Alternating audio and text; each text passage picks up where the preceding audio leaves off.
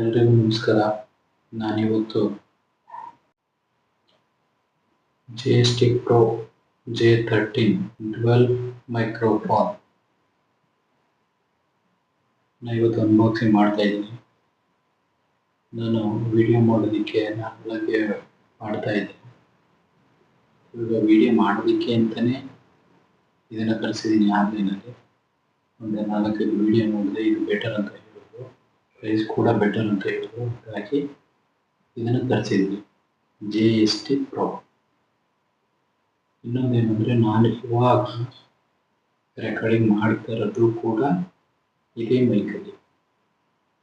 ನೀವೊಂದ್ಸಲ ಕೇಳಿ, ಚೆನ್ನಾಗಿತ್ತು ಅಂತಂದರೆ ನೀವು ಕೂಡ ತರಿಸ್ಕೊಂಡು ವಿಡಿಯೋ ಯೂಟ್ಯೂಬ್ ವಿಡಿಯೋಗೂ ಕೂಡ ಆಗುತ್ತೆ, ಎಲ್ಲ ವಿಡಿಯೋಗೂ ಬೇಕಾದರೂ ಆಗುತ್ತೆ. ನೋಡಿ, ಇದರಲ್ಲಿ ಒಂದು ಓಪನ್ ಬಾಕ್ಸು, ಅದರಲ್ಲಿ ಕೇಸ್ ಇದೆ. ಕೇಸ್ ಚೆನ್ನಾಗಿದೆ, ಕೇಸ್ ತುಂಬ ಗ್ರಿಪ್ ಆಗಿದೆ.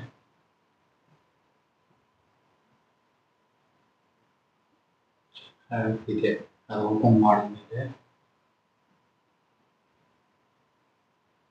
ಬಾಕ್ಸಲ್ಲಿ ಸಣ್ಣ ಪುಟ್ಟ ಸ್ಕ್ರ್ಯಾಚಸ್ ಇತ್ತು ಅಂದಾಗ, ಬಟ್ ಅದು ಬಿಟ್ಟರೆ ಏನು ತೊಂದರೆ ಇಲ್ಲ, ಚೆನ್ನಾಗಿತ್ತು ತುಂಬ. ನೋಡೋಣ, ಕೇಸ್ ಓಪನ್ ಮಾಡ್ತೀನಿ, ಒಳಗಡೆ ಹೇಗಿದೆ ಅಂತ ತೋರಿಸ್ತೀನಿ. ಚೆನ್ನಾಗಿದೆ, ಯಾವುದು ಡ್ಯಾಮೇಜ್ ಆಗಿಲ್ಲ. ಮೈಕ್ ಆಗಲಿ, ರಿಸೀವರ್ ಆಗಲಿ, ಕೇಸ್ ಆಗಲಿ ಯಾವುದು ಡ್ಯಾಮೇಜ್ ಆಗಿಲ್ಲ. ಒಂದು ಯೂಸರ್ ಮ್ಯಾನ್ಯುವಲ್ ಇತ್ತು. ಯೂಸರ್ ಮ್ಯಾನ್ಯುವಲಲ್ಲಿ ಯಾವ ಥರ ಯೂಸ್ ಮಾಡಬೇಕು, ಏನೇನು ಆಪ್ಷನ್ ಇದೆ, ಬಟನ್ಸ್ ಅನ್ನು ಕೊಡಿ, ಏನೇನು ವರ್ಕ್ ಆಗುತ್ತೆ ಅಂತ ಇತ್ತು. ಅದೆಲ್ಲ ಒಂದ್ಸಲ ನೋಡಿದೆ. ಅದಾದಮೇಲೆ 3 ಪಿನ್ ಕೊಟ್ಟಿದ್ದಾರೆ, ಒಂದು ಥ್ಯಾಂಕ್ ಯು ಸ್ಟಿಕ್ಕರ್ ಕೊಟ್ಟಿದ್ದಾರೆ.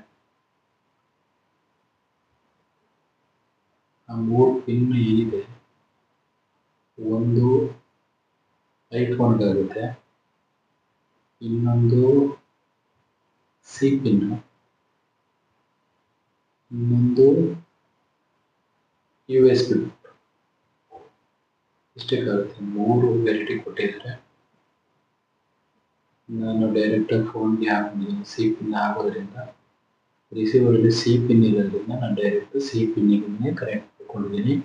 ಕ್ಯಾಮ್ರಾ ಓಪನ್ ಮಾಡಿದಂಗೆ ಡೈರೆಕ್ಟಾಗಿ ಕನೆಕ್ಟ್ ಆಯಿತು ನಂದು.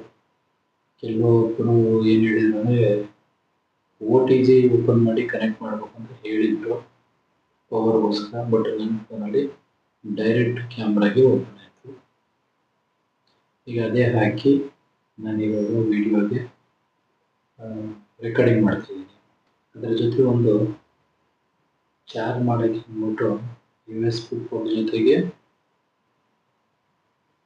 ಸಿ ಪಿನ್ ಕೊಟ್ಟಿದ್ದಾರೆ, ಅದಕ್ಕೆ ಚಾರ್ಜ್ ಮಾಡೋಕ್ಕೆ. ಅದನ್ನು ನೋಡ್ಬೋದು. ಆಮೇಲೆ ಇನ್ನೊಂದೇನೆಂದರೆ, ನಾನು ಈ ವಿಡಿಯೋನಲ್ಲಿ ಯಾವುದೂ ಕೂಡ ಫಿಲ್ಟರ್ ಹಾಕಲ್ಲ. ಡೈರೆಕ್ಟ್ ಏನು ರೆಕಾರ್ಡಿಂಗ್ ಮಾಡ್ತೀನಿ ಅದನ್ನೇ ಅಪ್ಲೋಡ್ ಮಾಡ್ತೀನಿ. ಏನಕ್ಕೆ ಅಂದರೆ, ಇದರಲ್ಲಿ ರಿಯಲ್ ಕ್ವಾಲಿಟಿ ನಿಮಗೆ ಗೊತ್ತಾಗಬೇಕು, ಹಾಗಾಗಿ ಮಾಡ್ತೀನಿ. ನೀವು ಕೇಳ್ತಾ ಇದ್ದರೆ ಗೊತ್ತಾಗುತ್ತೆ, ಈಗ ಗೊತ್ತೈತೆ ವಾಯ್ಸು, ಚೆನ್ನಾಗಿದೆಯಾ, ಇನ್ನೂ ಕ್ಲಿಯರ್. ಬಟ್ ಲೋ ಪ್ರೈಸಲ್ಲಿ ಓಕೆ. ಇದಕ್ಕೆ ಯಾವುದಾದ್ರು ಸಾಫ್ಟ್ವೇರ್ ಯೂಸ್ ಮಾಡಿ ಅಥವಾ ಅಪ್ಲಿಕೇಶನ್ನಲ್ಲಿ ವಾಯ್ಸ್ನ ಸ್ವಲ್ಪ ಫಿಲ್ಟರ್ ಮಾಡಿದ್ರೆ ಓಕೆ. ಇದು ಬಂದು 2 ಮೈಕ್ ಬರುತ್ತೆ, ಇಂಟರ್ವ್ಯೂಗೆಲ್ಲ ಚೆನ್ನಾಗಿರುತ್ತೆ. ಆಮೇಲೆ ನಾನು ತಗೊಂಡ ಉದ್ದೇಶ ಏನು ಅಂತಂದರೆ, ನಾನು ಇಂಟೀರಿಯರ್ ವರ್ಕ್ ಮಾಡೋದು.